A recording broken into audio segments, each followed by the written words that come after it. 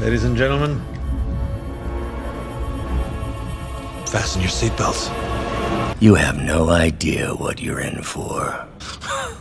It's a terrible joke. Ready for your final act? Very well. I won't let you win. You're getting on my nerves. Time to give them the truth.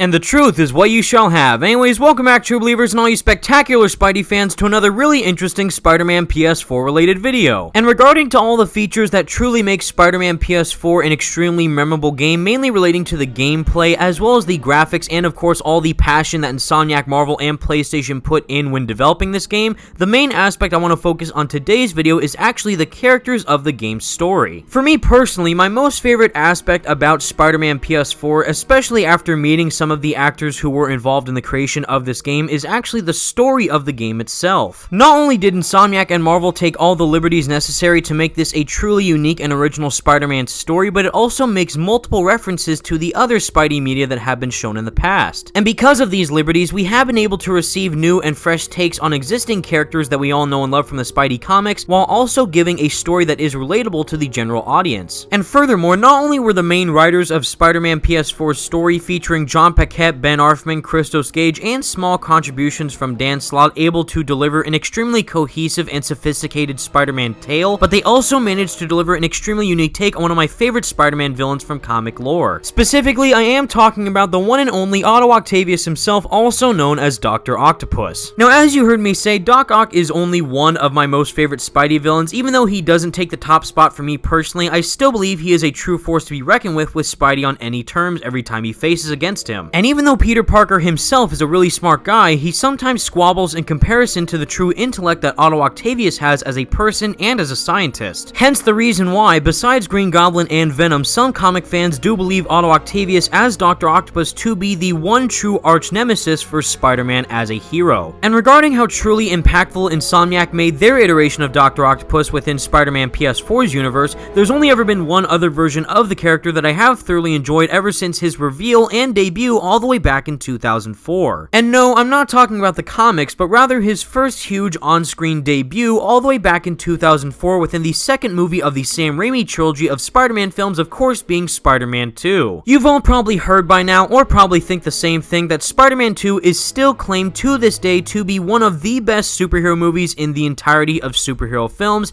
and easily the best Spider-Man film ever made. And while everyone does have their own personal preference as to which Spidey movie they do love the most, I think we can all agree on as to one of the best aspects of the film itself is Alfred Molina's portrayal as Dr. Octopus within Spider-Man 2. For a while within the comics realm, even though Dr. Octopus was seen as one of the big baddies that Spidey faced off against within his rogues gallery, he wasn't getting as much recognition as he should have been. However, that totally all changed by the time that Spider-Man 2 released, when Alfred Molina totally gave new and fresh life to the character with his amazing portrayal of Otto Octavius in Spider-Man 2. So anytime there's a new iteration of Otto Octavius / Dr. Octopus introduced in any form of Spidey media, I always go back to Spider-Man 2 to see if they have reached that same level of quality that Alfred Molina was able to portray in that character within that film. And within the most recent Spidey media that we did receive within 2018, I do think that Otto Octavius from Spider-Man PS4's universe is pretty darn close to being able to be compared to Alfred Molina's version from Spider-Man 2. Both iterations of the character managed to deliver extremely profound performances from the actors who are portraying them, as well as have their own unique traits to them that differentiate them from one another. And because of these great qualities that both versions of the characters have, I really want to compare and contrast them with one another and really decide who is indeed the better Octopus. And while this may sound similar to the debates that you hear about which is the better Spider-Man in live action, such as Tobey Maguire, Andrew Garfield, or Tom Holland, this is just what my personal preference is to these characters and how I feel about how they were portrayed in each form of media. So obviously, huge spoiler warning ahead for the ending of Spider-Man PS4, as well as the main story that took place within Spider-Man 2, to go over the character arcs of both versions of Otto Octavius. And even though I won't include her within this full debate for this video, I will give an honorable mention to Olivia Octavius as Dr. Octopus within Into the Spider-Verse. Even though I did really enjoy Catherine Hahn's portrayal of Doc Ock within Into the Spider-Verse, we're mainly going to be sticking with the two Ottos for this debate, and even more so since they were the main villains of their own respective medias. Whereas with Into the Spider-Verse's case, the main villain of that film was technically Kingpin, even though she did have a hand in making the collider that created the multiverse in general, the main villain of that film still remains to be Wilson Fisk. But since the main villain for both Spider-Man PS4 and Spider-Man 2 was indeed Dr. Octopus, and seeing how they do have extremely well thought out character arcs within both medias,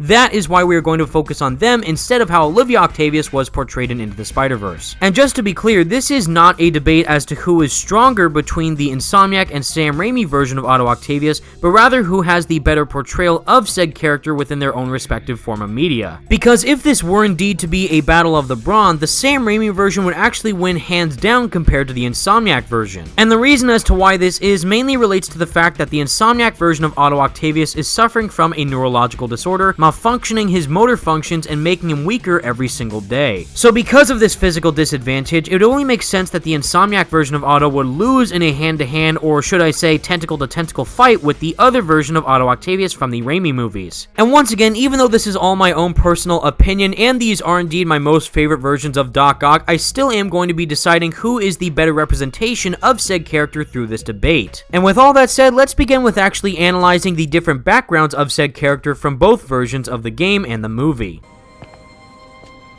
So, hope you don't mind me asking, but it seems you and Norman have a bit of a history. We were lab partners in college. Became friends. Decided to start a business. We both had visions of changing the world, just in different ways. I finally got lucky in love. We both did. But it's hardly perfect. You have to work at it. I met him on the college steps and I knew it wasn't going to be easy. He was studying science, and I was studying English literature. That's right. I was trying to explain the theory of relativity. And Rosie was trying to explain T.S. Eliot. Time present and time past are both perhaps present in time future. Wait, you were at Oscorp when it started? I'm half the reason it's called Oscorp. In grad school, everyone called us the O's. Add Corp to that, and, well, it is a catchy name. This is my wife, Rosie, without whom I would be lost. She is my assistant and inspiration. You can't talk about the octopus without mentioning the Doctor first. And as you can clearly see, not only did both iterations of Doc Ock manage to provide some very impactful character arcs throughout their main narratives, but they also managed to humanize both iterations of the character in ways that I was not expecting. For starters, we mainly have an interesting comparison of Steve Wozniak to the PS4 version of Otto Octavius. During Otto's time at college, he managed to befriend a young Norman Osborn, and throughout their endeavors as lab partners, they actually ended up creating the PS4 universe's version of Oscorp. However, with the mild assistance of Otto Octavius, Norman was trying to conduct genetic research on a young Martin Lee in order to try and find a cure for Emily Osborn's disease. And through this process, it actually ended up turning Martin Lee into the PS4 universe's version of Mr. Negative, and actually ending up killing Martin Lee's parents in the process. And through this scientific debacle, Otto then decided to back out of the Oscorp company in exchange for grant money that he could use to fund his own company. And with the years gone by, after Otto set a clear foundation for his own company, he then hired Peter Parker as his lab assistant to help him out with all the research that he was conducting. As for the Raimi universe, we do have a much more simplistic version of Otto's character. Not only is Otto Octavius a respected scientist within Spider-Man 2, but he's also a close friend of one of Peter's college professors, of Dr. Kurt Connors. And with the help of his lovely wife, both Otto and Rosie have dedicated their life to try and use science in order to benefit the good of mankind. So not only do both versions of the character thoroughly respect the source material as to where they come from, but they also manage to inject new, fresh life into these characters by making them relate to the audience even more. And although both versions of the character may have completely separate backgrounds, they still manage to stay true as to who Otto Octavius is. This not only originates from the backbones of the characters themselves, but rather the goals they want to accomplish as scientists within their careers. And while their backgrounds may be completely different from one another, their goals that they do share do have some similarities in one way or another. How does it work? Just like a natural arm. You think of what you want it to do, and...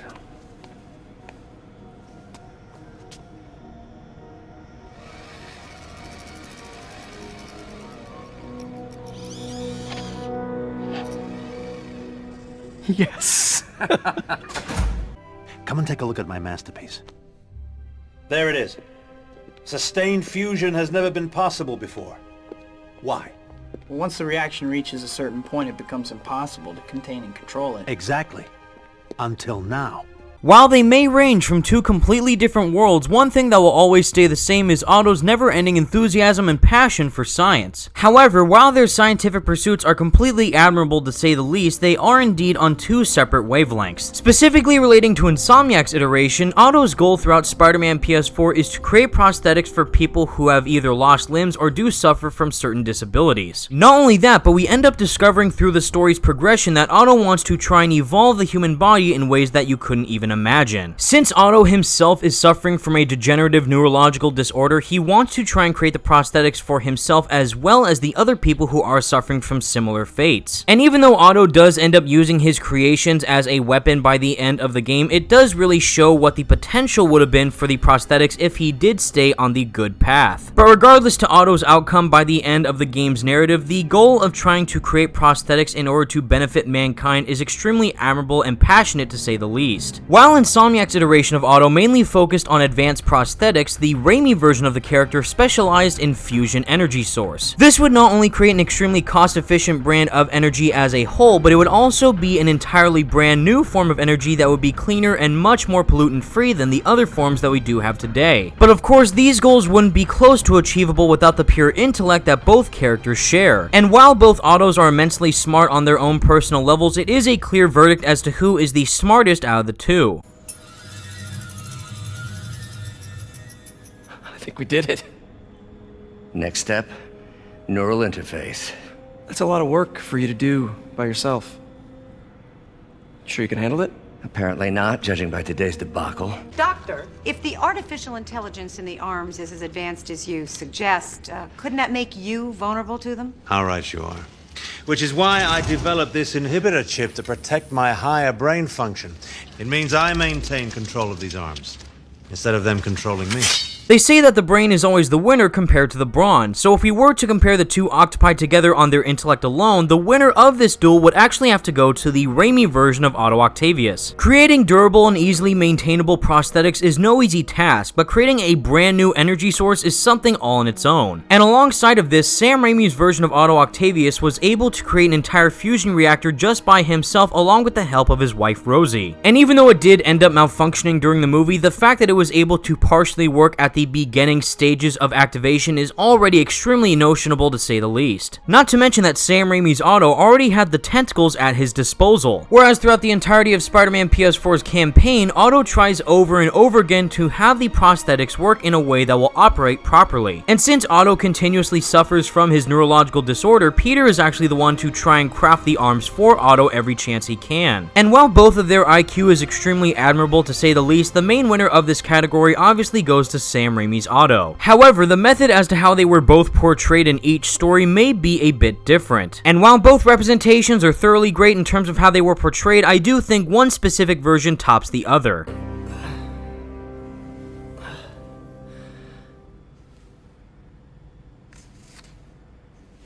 Check your email.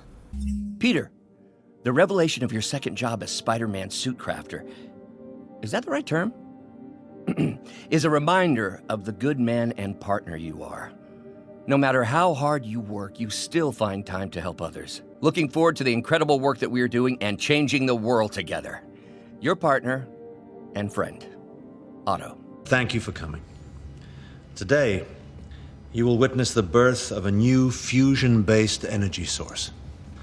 Safe, renewable energy, and cheap electricity for everyone. Prior to their drastic changes as Dr. Octopus, both versions of Otto used science in a way that could benefit all of mankind. And through their determination and hard work, they both managed to discover an interesting bond that they happen to share between both universes' versions of Peter Parker. And while the honor of Otto's scientific pursuits within Spider-Man 2 knows no bounds, I do believe the winner of this category actually goes to the Insomniac iteration of Otto Octavius. And the reason as to why this is mainly relates to the Spider-Man 2 version of Otto fully believing that intelligence is a gift that you should use for the good of mankind. And while this viewpoint is beautiful to say the least, I do believe the PS4 version of Otto actually takes this up a notch. Even though Otto became thoroughly corrupted by the pure hatred he had for Norman Osborn by the end of the game, he did believe something extremely different during the beginning. Not only was Otto an extremely dedicated scientist and a personal mentor to the Spider-Man PS4 universe's version of Peter Parker, he did also believe that the intelligence that we have as individuals could be used for people even if they don't appreciate it. And seeing how the mentality of Insomniac's Otto Octavius thoroughly calls back to Uncle Ben's famous quote of "with great power there must also come great responsibility,"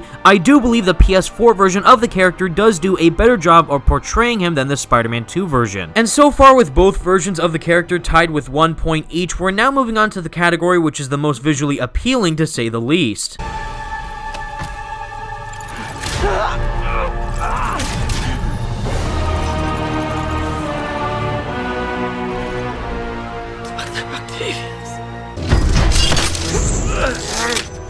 You're getting on my nerves. I have a knack for that. Not anymore. What is this, Doc? Never seen this type of material. Would you believe it's for welding? Provides remarkable magnetic insulation and limits cross-contamination between the neural interface and arms. Clothes and manners don't always make the man, but in this case it kinda does. Doc Ock has had seemingly endless redesigns throughout the 5+ decades he's been around, but I think we can all agree one of his best designs absolutely lies within Spider-Man 2. Even though Spider-Man PS4's Otto has the classic green jumpsuit with the lab goggles attached to him and a somewhat similar hair design to Dan Slott, the Spider-Man 2 version of Doc Ock is just an all-time classic. Not only does Alfred Molina look like an all-out beast when he's in his full Doc Ock getup, but the costume designers of Spider-Man 2 also managed to find a way to modernize the Doc Ock outfit while also respecting the classic form. This specifically includes the long brown trench coat as well as the shades to go along with it to truly make Doc Ock look like a pure gentleman when he is indeed one of the best Spider-Man villains out there. And while both versions do manage to acquire some iconic designs, I still believe the winner of this category is indeed the Spider-Man 2 Dr. Octopus. However, one of the biggest assets for both of their designs is obviously the tentacles that come along with them. And while both of the tentacles looks do appear insanely intriguing, they actually do serve more of a functional purpose.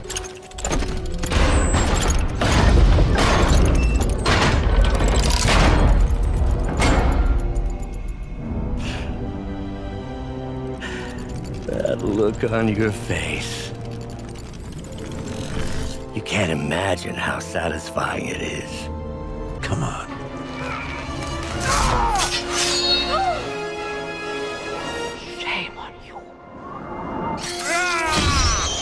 Like I said earlier in the video, I do believe if this were to be a battle of the Brawn, the Sam Raimi version of Otto Octavius would win hands down. And considering the equipment both of them do have, I still believe that is the case. While Insomniac's Otto made his arms out of some thoroughly tough materials, it doesn't hold a candle to what the Spider-Man 2 version of Doc Ock made instead. Not only are the tentacles for Raimi's Doc Ock impervious to both heat and magnetism, but they also come equipped with their own unique tentacle blades. And besides that, both the top two and the bottom two tentacles do have different designs. While the top two tentacles feature a sharper look, the bottom two actually have a more flatter look in order to have more stability when Otto is walking around. Whereas for Insomniac's Otto, each tentacle looks the exact same, and even cooler, the claws themselves do have 4 big and 4 smaller claws on the inside of each arm. But since Raimi's Doc Ock has more attachments on his arms than Insomniac, this category obviously goes to Spider-Man 2. And with one more category left, even though you can probably assume who the winner is at this point, I still want to highlight the most important part of both characters' portrayals. Because at the end of the day, what matters most to both of these versions of the character is what makes them the most human. Men like us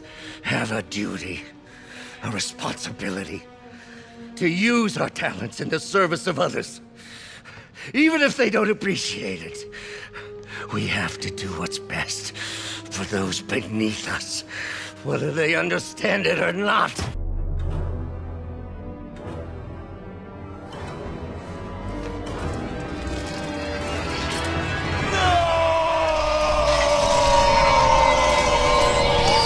Now, out of all the categories that you have seen up to this point, this one was the most difficult decision I've had to make. One of the reasons as to why Spider-Man 2 sticks out from the other Spidey films is easily the wonderful performance from Alfred Molina portraying Dr. Octopus. Like I said previously, Alfred Molina brought new and fresh light to Otto Octavius as a character, and the movie wouldn't be the same without him. And given the pure charisma and intimidation Alfred Molina was able to portray within this version of Otto Octavius within Spider-Man 2, he's easily one of the best versions of the character ever conceived.